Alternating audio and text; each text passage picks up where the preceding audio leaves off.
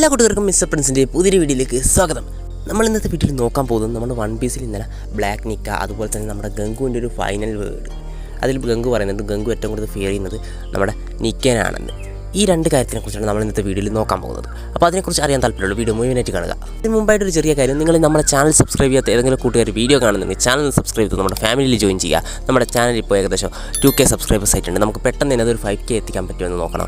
അപ്പോൾ സബ്സ്ക്രൈബ് ചെയ്യാത്ത എല്ലാ കൂട്ടുകാരും കൂടി നമ്മുടെ ചാനൽ സബ്സ്ക്രൈബ് ചെയ്ത് സപ്പോർട്ട് ചെയ്യുക. എന്നാൽ നമുക്ക് നേരിട്ട് വീഡിയോയിലേക്ക് നോക്കാം.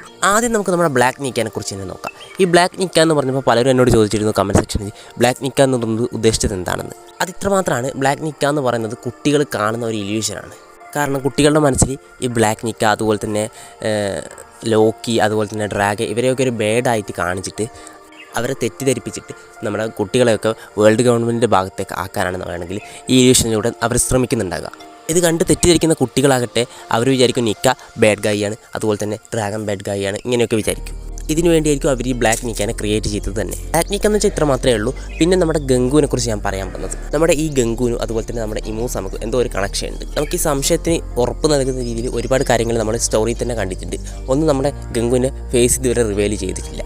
പിന്നെ നമ്മുടെ ഗംഗുവിൻ്റെ എബിലിറ്റി ഒരു എയറോ എബിലിറ്റിയാണ്. നമ്മുടെ ഇമൂസാമ നമ്മുടെ സാബോനെയും അതുപോലെ തന്നെ കോബ്രേനെയും നോക്കൗട്ട് ചെയ്യുമ്പോൾ ഉപയോഗിച്ചത് ഒരു എയറോ ടൈപ്പിലുള്ള എബിലിറ്റി തന്നെയാണ്. പിന്നെ ഉള്ളതെന്ന് വെച്ചാൽ നമ്മുടെ ഗംഗുവിനെ എങ്ങനെ നിക്കനെക്കുറിച്ച് അറിയാവുന്നത്. ഈ മൂന്ന് കാര്യങ്ങൾ നമ്മുടെ ഗംഗുവിനെ അതുപോലെ തന്നെ നമ്മുടെ ഇമൂസാമേനെയും തമ്മിൽ കണക്ട് ചെയ്യുന്നുണ്ട്. ചില തിയറിയിലൊക്കെ പറയുന്നുണ്ട് നമ്മുടെ ഇമൂസാമയാണ് ഗംഗു എന്നൊക്കെ. പക്ഷേ അത് സത്യമാകാൻ ചാൻസ് ഇല്ല.